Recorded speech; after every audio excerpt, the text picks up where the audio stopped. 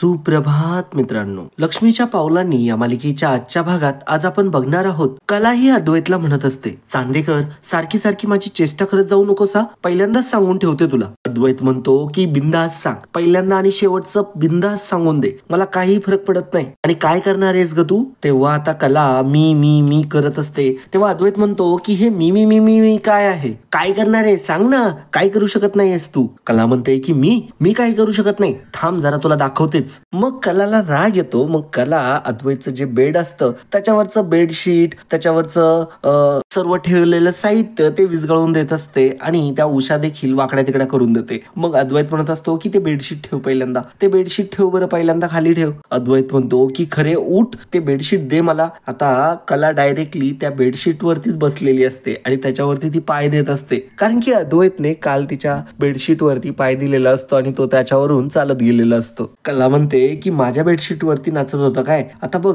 तुझ्या बेडशीट वरती मी कशी नाचते. अद्वैत म्हणत असतो की खरे उठ बरं का तू, मी सांगितलं ना आगाऊपणा करू नको म्हणून. आणि आता कला झोपण्याचं नाटक करत असते, मुद्दामच घोरायला लागते. तेव्हा आता अद्वैत म्हणत असतो की हे बघ खरे, अजिबात घोरायचं नाटक वगैरे करू नको बरं का, इतक्या लवकर माणूस झोपत नाही, पटकन उठ, तू उठ म्हंटल ना तुला. असं जरा इरिटेटिंगली आता अद्वैत कलाला उठवायचा प्रयत्न करत असतो. जेव्हा आता अद्वैत तिला उठ म्हणत असतो तेव्हा कला हाताने नाही नाही म्हणत झोपायचं नाटक करत असते. कला आता मुद्दामच झोपण्याचं नाटक करत असते. आता अद्वैत काम करतो, एक दुसरं बेडशीट घेऊन येतो आणि ते बेडवरती टाकायला जातो. कला आता तेही बेडशीट ओढून घेत असते, परंतु आता अद्वैत म्हणत असतो की खरे ओढू नको बरं का. मग अद्वैत आता त्या बेडशीट वरतीच पडून घेतो. कलाला काही ते ओढता येत नाही, परंतु कला मुद्दामच झोपायचं आणि घोरायचं नाटक करत असते आणि ते बेडशीट पण ओढत असते. आता अद्वैत म्हणतो की थांब, तुझा बेत आहे ना मी सकाळी बघतो, आता झोपू दे मला, परंतु सकाळी तुझ्याकडे चांगलाच बघतो मी. कला मात्र भरपूर मजा घेत असते अद्वैतची.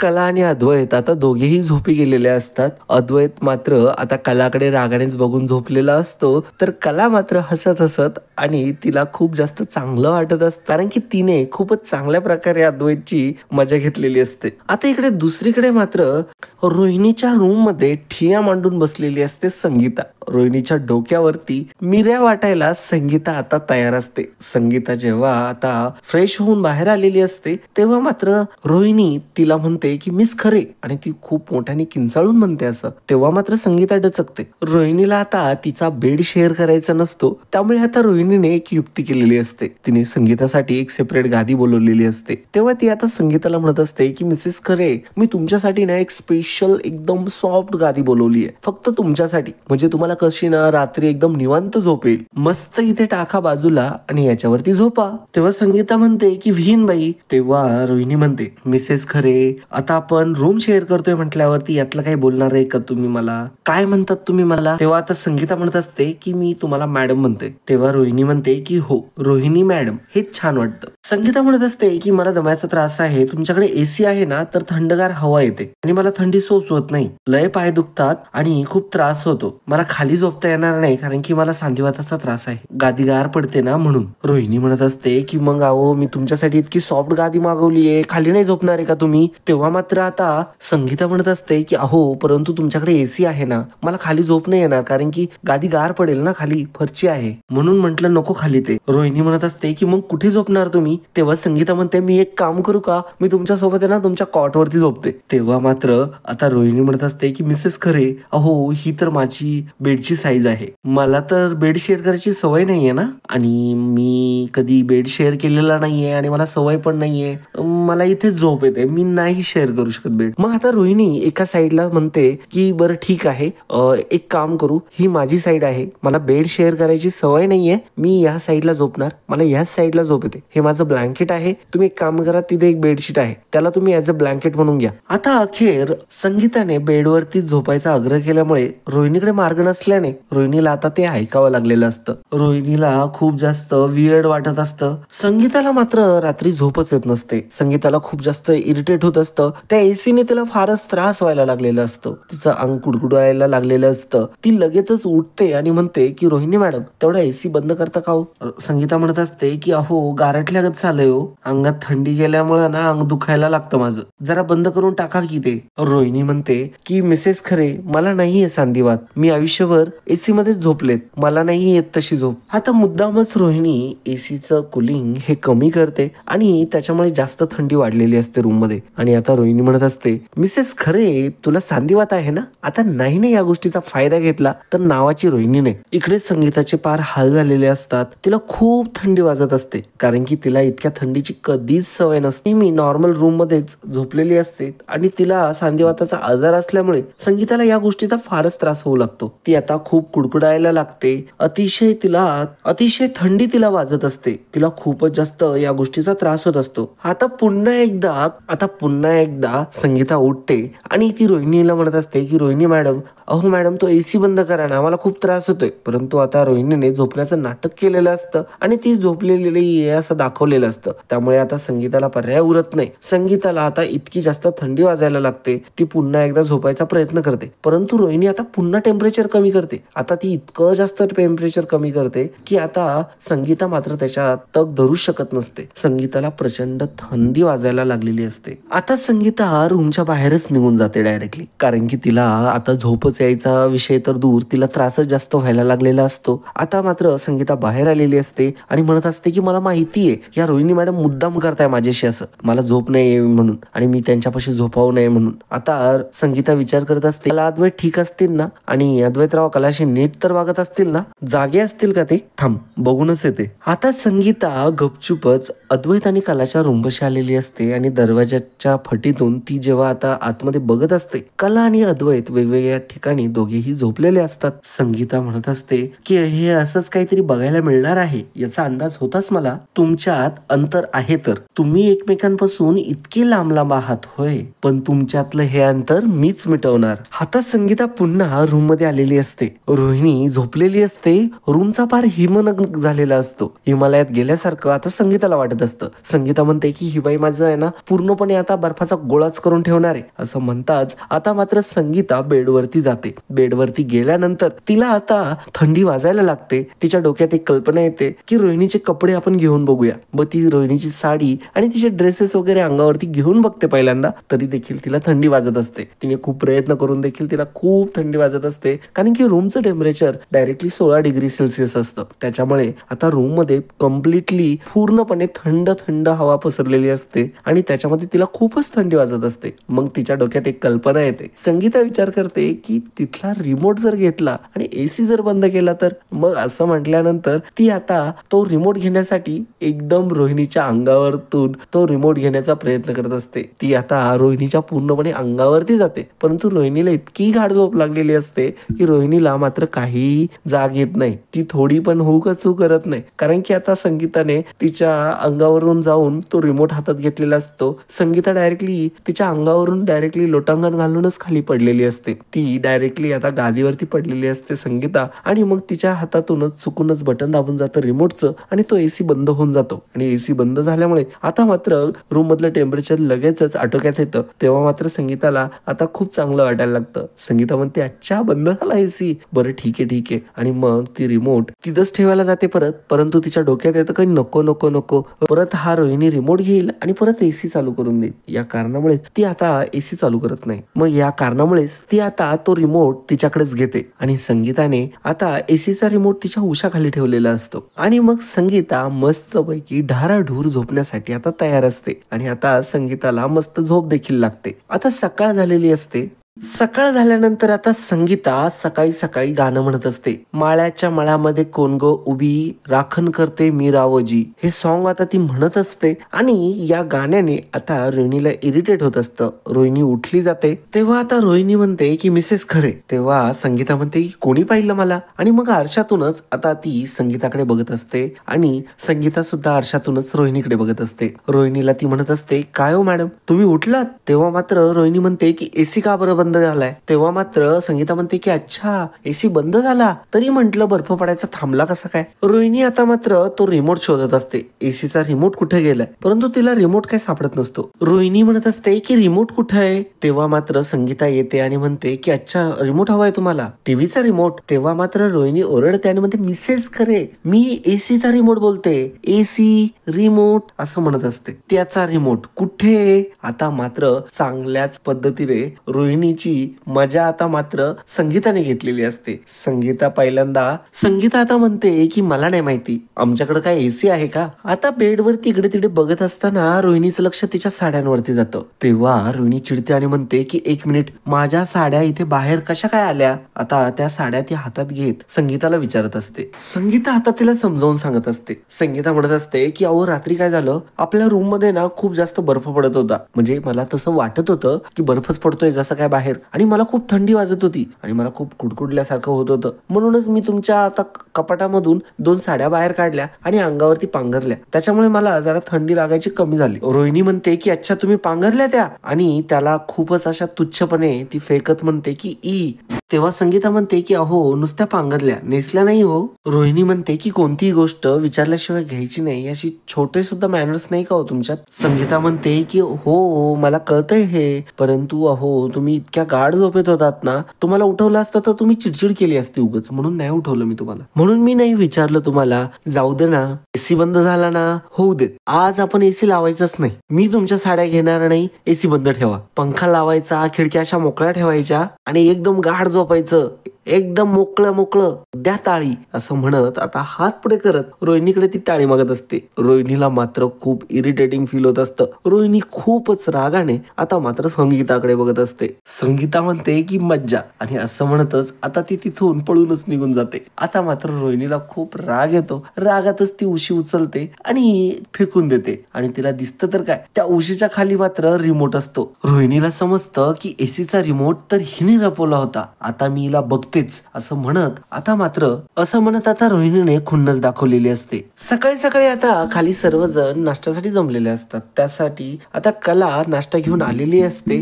तेव्हा आता कला आबांना विचारत असते, आबा तुम्ही नाश्ता आधीची गोळी घेतली ना हो. तेव्हा आता आबा म्हणत असतात, हो ना घेतली मी गोळी, मला रजनीने दिली ना. तेव्हा मात्र आता कला त्यांना सर्वांना नाश्ता वाटत असते. तेव्हा वरून संगीता ही खाली येत असते. संगीताला दिसतं की अद्वैत आणि कला खालीच आहेत, आणि तिला आठवतं की रात्री ते कसे वेगवेगळे झोपले होते, आणि ही गोष्ट तिला खूपच जास्त त्रास देत असते. तिला वाईट वाटत असतं की तिच्या मुलीचा संसार हा तिच्यामुळेच असा झालाय, तीच कारणीभूत आहे. आज तिच्या मुलीच्या आयुष्यात जे काही दुःख आहे, जे काही प्रॉब्लेम आहे, जे काही अडचणी आहे, त्याचं मुख्य कारण ती स्वतःला मानत असते. त्यामुळेच तिच्या डोक्यामध्ये एक कल्पना येते, दोघांनाही एकत्र आणण्यासाठी मला काहीतरी करायलाच हवं. आधी तर कलाची गादी त्यांच्या रूम मधून गायब होईल असं काहीतरी करायला हवं. मग आता मुद्दामच संगीता नाटक करायला सुरुवात करते आणि म्हणत असते की आई आई ग आई आई असं करत आता मात्र संगीता नाटक करतच पायऱ्या उतरत असते. सर्वजण आता संगीताकडे पळतात. म्हणजे कला आणि रजनी दोघीही तिला पकडतात आणि म्हणत असतात की काय झालंय. कला म्हणत असते आई अगं काय झालं, तुला दुखतंय का कंबर तुझं. तेव्हा आता संगीता ही खाली आलेली असते. मग आता तिला सोफ्यावरती बसवलं जातं. तेव्हा आता संगीता म्हणत असते, अहो तुमच्या घरातल्या गाद्या ना जरा वेगळ्या आहेत, आणि जरा एसीचं जे टेम्परेचर आहे ना ते वाढवलं होतं, त्याच्यामुळे मला रात्री खूप थंडी लागली, आणि जेव्हा मी गादीवरती बसले ना ती गादीच जरा वेगळी आहे, त्यामुळे माझी पाठ जरा आकसली. तेव्हा आता रोहिणी म्हणत असते की मिसेस खरे त्याला टेम्परेचर वाढणे असं नाही तर कमी होणं असं म्हणतात. रोहिणी आता मुद्दामच संगीताच्या कानात म्हणत असते की आणि रिमोट सापडला बरं का. तेव्हा संगीता म्हणत असते होय का. रोहिणी म्हणत असते की अहो तुम्ही तर सकाळी एकदम थंडणीत होता, आणि मग अचानक काय झालं तुम्हाला. रजनी म्हणत असते जाऊ दे ना रोहिणी, अहो तुम्हाला बरं वाटतंय का मिसेस खरे, मी तुम्हाला मलम किंवा बाम देऊ का, म्हणजे तुम्हाला जरा बरं वाटेल. तेव्हा सोहम म्हणतो की तुला आठवते कलावहिनी जेव्हा आपल्याकडे पहिल्यांदा आली होती तेव्हा सुद्धा तिची पाठ धरली होती त्या गादीने. मला एक गोष्ट वाटतेय की आपल्याला त्या गादीला चेंज करायला पाहिजे, त्या गादीमुळेच कदाचित यांना देखील त्रास झाला असेल. तेव्हा आता संगीता म्हणत असते की कला सुद्धा म्हणाली होती मला तिची पण पाठ धरली म्हणून. तेव्हा सोहम म्हणतो की एक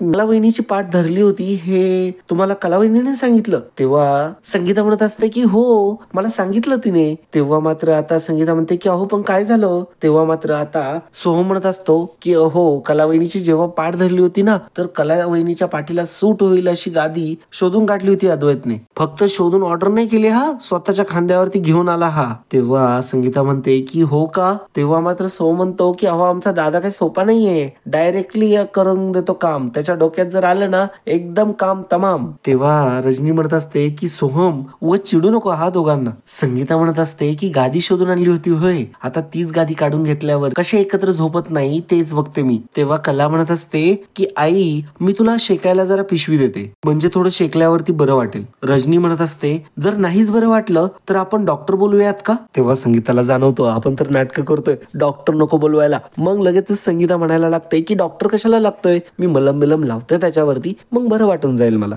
आणि कसं आहे ना रातच्याला परत झोपायचंच गादीवर, मग पुन्हा तेच होणार, मग कशा पायी ना. असं म्हणतच आता संगीता म्हणत असते की नको नको डॉक्टर नको, मी मलम वगैरे लावेल, टेम्पररी सोल्युशन मला चालून जाईल. आता लगेचच अद्वैत उठतो आणि लगेचच कुठेतरी निघून जातो. आता असाच अद्वैत उठून गेल्यामुळे रजनीला वाटतं की सोहमने चिडवलं म्हणून तो अद्वैत तिथून निघून गेला. तेव्हा आता रजनी सोहमला बोलत असते आणि म्हणत असते बघ तुझ्यामुळे तो निघून गेला इथून, तुला ना अक्कलच नाहीये फार, काय बोलावं, कुठं बोलावं, कसं बोलावं काही सुचत नाही तुला. आता रजनी उगच आता सोहमला खूपच बोलत असते. तेव्हा आता सोहम म्हणत असतो की याच्यामध्ये रागवण्यासारखं आहे तरी काय, आला राग तर येऊ दे, मी खोटं काय बोललो. आता अद्वैत दादाला कला वहिनीविषयी आहे काळजी तर आहे काळजी, बघितली ना डोळ्याने, काय मग मी बरोबर केलं ना, असं तो आता संगीताकडे बघून म्हणत असतो आणि आबांकडे बघून म्हणत असतो. ते दोघेही आता मान हलवत असतात आणि आबा म्हणतात की नाही नाही बरोबर बोलतोय तू. आबा म्हणत असतात की अहो राग येणं म्हणजे प्रेमाची पहिली पायरी आहे. तेव्हा रजनी म्हणत असते की अहो आबा काय बोलताय तुम्ही. तेवढ्यातच आता अद्वैत गादी घेऊन तिथे आलेला असतो. तो गादी तिथे टाकतो आणि म्हणतो मिसेस खरे आजपासून तुम्ही या गादीवरती झोपायचं. आता सोहम म्हणतो अरे वा दादा. आता मात्र सर्व आश्चर्यचकित होऊन अद्वैतकडे बघत असतात. अद्वैतला आता सर्वजण इतके एकटक बघत असतात जसं काय अद्वैतने वेगळं काहीतरी केलंय. तेव्हा मात्र आता सर्वजण खुश होऊन अद्वैतकडेच बघत असतात. सोहम म्हणत असतो दादा अरे फक्त संगीता काकूने गादीचं नाव काढलं, गादी हजर. ही तर ती गादी आहे ना जी तू कला वहिनीसाठी आणलीस. संगीता आता म्हणायला लागते अहो अद्वैतराव मी जर या गादीवरती झोपले तर आमची कला कोणत्या गादीवरती झोपणार हो. तेव्हा आता आबा म्हणत असतात ए अद्वैत अरे आपल्याकडे काय दुसऱ्या गाद्या नाही आहेत होय, तू दुसरी गादी आणून दे होय, अरे आपली कला कुठं झोपल मग. तेव्हा मात्र अद्वैत म्हणत असतो की अहो कला तसंही म्हणत असते ना तिला सगळं येतं, मग आता हेही करेल ती मॅनेज. आणि तसंही तिला लोकांना त्रास देणं बरोबर जमतं. लोकांच्या गादीवरले बेडशीट उचल, लोकांना ऐकव, लोकांना शिकव, हे सगळं जमतं ना तिला बरोबर, मग हेही जमेल तिला. आबा आता म्हणायला लागतात बेडशीट उचकत म्हणजे नेमकं काय. आता आबांना काही लक्षात येत नसतं की अद्वैत कशाबद्दल बोलतोय, कारण की आता अद्वैत आणि कलामध्ये हा रात्रीच प्रकार होऊन गेलेला असतो. कारण की अद्वैतचे बेडशीट कलाने रात्री ओढलेले असतात आणि त्याचं ब्लँकेट सुद्धा ओढून घेतलेलं असतं आणि अद्वैतला मात्र दुसरं बेडशीट टाकायला लावलेलं असतं. अद्वैतला चांगलंच तरसवलेलं असतं कलाने मात्र. तेव्हा आता आबा म्हणतात, आबांच्या लक्षात येतं की आता मला कळालं बेडशीट काढलं म्हणजे काय, म्हणजे दुसऱ्या कोणत्या तरी भांडणाचा राग इथे काढतोय होय तू. आता मात्र सर्वजण हसायलाच लागतात. संगीता सुद्धा हसत असते. तेव्हा आता अद्वैत म्हणत असतो आबा तुम्हीच सांगितलं ना मला जशाच तसं वागायचं, हा जगाचा नियम आहे. तेव्हा अद्वैत म्हणत असतो की अहो माझ्याच घरात राहून मलाच त्रास देते, मग मी तिच्याशी तसंच वागायला हवं ना. तेव्हा आता आबा म्हणत असतात अरे अद्वैता अरे जशाच तसं वागावं हा नियम तर आहेच रे, पण त्याचबरोबर नवरा आणि बायको एकाच नाण्याच्या दोन बाजू असतात, हे बी खूप महत्वाचं आहे, हे बी लक्षात ठेवावं. आणि त्या दोन्ही बाजू घट असतात म्हणून संसाराचं नाणं हे चांगलं खणखणीत वाजतं आणि तुला एवढं चिडायची काहीच गरज नव्हती. आता संगीता म्हणत असते जाऊ द्या ना आबाजी, अहो त्यांची भांडणं ते त्यांचे ते मिटवतील. आणि आता अद्वैतराव म्हणताय ना कला तिचं बघून घेईल म्हणून, आता देऊ द्या ना सोडून, त्यांच्यावरती देऊयात सोडून आपण या सगळ्या गोष्टी, जाऊ द्या तुम्ही विचार करू नका. आता मात्र संगीता खूपच हॅपी होऊन कला आणि अद्वैतकडे बघत असते. खरं तर तिला कलाकडून ते गादी घेतल्याचा आनंद नसतो, तिला गादी तर पाहिजे पण नसते, तरी पण तिने ती गादी मिळवलेली असते. तिला फक्त एकच रिझन माहिती असतं, ते म्हणजे कला आणि अद्वैतने एका बेडवरती झोपावं. हे तिला हे स्वप्न असतं म्हणून मात्र तिने आता हे सर्व केलेलं असतं. कला आणि अद्वैत एका बेडवरती जाऊन झोपावे एवढीच तिची इच्छा आणि आकांक्षा असते. त्यासाठी तिने एवढा कटाटोप केलेला असतो. आणि मग ती आता अद्वैत आणि कलाकडे खूपच आनंदाने बघत असते. कला मात्र अद्वैतकडे खूपच रागाने बघत असते आणि अद्वैत मात्र आता कलाकडे बघून हसत असतो. कलाला मात्र खूप राग आलेला असतो अद्वैतचा. कलाला राग येतो आणि कला तिथून निघून जाते. अद्वैत लगेच तिच्या पाठीमागे पाठीमागे निघून जातो. रजनी ही खूप हसत असते, संगीता ही खूप हसत असते आणि आबाही हसत असतात. रोहिणी पण आता हसायला लागलेली असते, परंतु तिच्या मनामध्ये मात्र राग असतो. रोहिणी आता याच्यासाठी हसत असते की आता ही गादी आली, तेव्हा आता ती गादीकडे बघते आणि आता ती संगीताकडे बघते. संगीता मनातच म्हणते, अरे बापरे, आता गादी आली म्हटल्यावरती गादीवरती झोपावं लागतं की काय, आणि आता संगीता गादीवरती झोपणार हे बघून मात्र रोहिणीला फार आनंद होत असतो. कला आता किचन मध्ये आलेली असते. तिच्या पाठीमागे अद्वैत आलेला असतो आणि अद्वैत कलाला म्हणत असतो, मजा आहे बर का एका मुलीची, आता ती पुढे जाऊन काय करणार हे बघणं खरंच प्रचंड इंटरेस्टिंग आहे. अद्वैत म्हणत असतो की मी आता माझ्या बेडवरती पाय लांब करून निवांत झोपणार. कला मात्र सॅड होऊन खाली बघत असते. तेव्हा अद्वैत म्हणत असतो, काय झालं, अशा वेळी तुझा काय मस्त चेहरा होतो ग, तुझा अगदी बघण्यासारखा चेहरा असतो तुझा. ऍक्च्युली आता याचा एक फोटो काढून आहे ना पोस्टर लावायला हवा. असं म्हणतच अद्वैत आता कला पुढे कॅमेरा घेतो. लगेचच फोन मध्ये आता तो फोटो काढत असतो. कलाचा फोटो काढत असतो. कला मात्र आता एकदम सॅड झालेली असते. तिला खूपच जास्त वाईट वाटत असतं. आणि मग अद्वैत जेव्हा फोटो काढत असतो तेव्हा भरलेला गरम गरम कप ती आता अद्वैतच्या हाताला लावते आणि अद्वैतला चांगला जोरदार चटका देते. तेव्हा अद्वैत म्हणतो की चटका कशाला देतेस. तेव्हा आता अद्वैतला कला म्हणत असते, अरे बापरे, चटका बसला, कळलंच नाही रे, मला चुकून झालं. तेव्हा अद्वैत म्हणतो की कळतं मला सर्व. कला म्हणते की कळतंय ना, मग मला येऊन का ऐकवतोस. कला म्हणत असते, हे बघ, तुझ्या बेडवरती कधी झोपायचं, कसं झोपायचं ना, हे तुझं तू ठरव. आणि आता रात्री कशाला, आता दिवसा जा, लोळच बस त्या बेडवरती. अगदी माझ्या कानाशी येऊन मात्र कटकट करू नकोस, जा आता. असं जरा रागातच कला बोलते. अद्वैत मात्र हसत असतो आणि जरा स्मित हास्य करत म्हणत असतो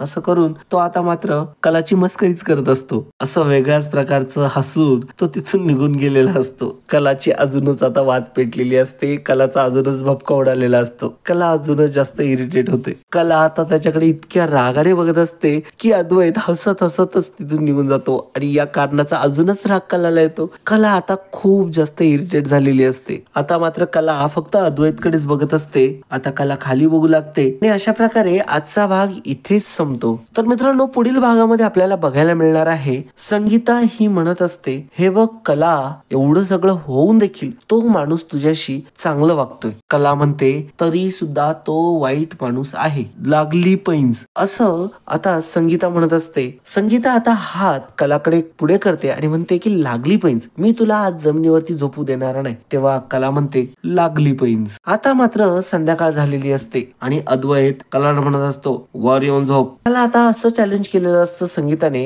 संगीता कलाला म्हणालेली असते, जर तू जिंकलीस ना तर मी सांगेल तसं वागायचं तू त्यांच्याशी. जेव्हा आता अद्वैत कलाला म्हणत असतो की वर येऊन झोप माझ्यापाशी, तेव्हा मात्र कलाला आठवतं की संगीता म्हणालेली असते. कलाला आता चांगलंच आठवत असतं की संगीता म्हणालेली असते की मी तुला आज जमिनीवरती झोपू देणार नाही. आणि हे वाक्य जेव्हा तिला आठवतं तेव्हा मात्र तिला शॉक लागतो, कारण की तेव्हा ती असंही म्हणालेली असते की मी म्हणाल तसंच तुला आता इथून पुढे वागावं लागेल. या गोष्टीची पैंज मात्र आता संगीताने त्यावेळेस लावलेली असते. या गोष्टीचा शॉक आता कलाला लागलेला असतो. कलाला आता नक्की माहिती असतं की 100% आई मला आता अद्वैतचं पुढं पुढं करायला लावणार आणि अद्वैतची नीटला वागायला लावणार, आणि ते मी जन्मात करू शकत नाही. तर मित्रांनो, तुम्हाला हा एपिसोड कसा वाटला कमेंटद्वारे नक्की कळवा. आता संगीता ही चांदेकरांच्या घरात आलेली आहे म्हटल्यावरती मनोरंजन आता दुप्पटच झालेलं आहे. तर मित्रांनो, जर तुम्ही अजूनही चॅनलला सबस्क्राईब केलं नसेल आणि व्हिडिओला लाईक, कमेंट, शेअर केलं नसेल तर ते करायला अजिबात विसरू नका. मित्रांनो, तुमच्यापैकी बरेचसे जण फक्त व्हिडिओ बघतात, चॅनलला सबस्क्राईब मात्र करत नाही. तर मित्रांनो, तेवढं करा. आणि मित्रांनो, लाईकचं बटन देखील फ्री आहे, सबस्क्राईबचं बटन देखील फ्री आहे. ते फक्त दाबायलाच मेहनत लागते. तेवढी तर काय फ्री नाहीये, ती तुमची आहे. तुम्ही आमच्यासाठी निदान तेवढं प्रेम म्हणून का होईना तेवढं बटन दाबा. तर मित्रांनो, आजच्यासाठी इतकंच. धन्यवाद. पुन्हा भेटूया पुढच्या भागामध्ये. तोपर्यंत जय हिंद, वंदे मातरम. धन्यवाद.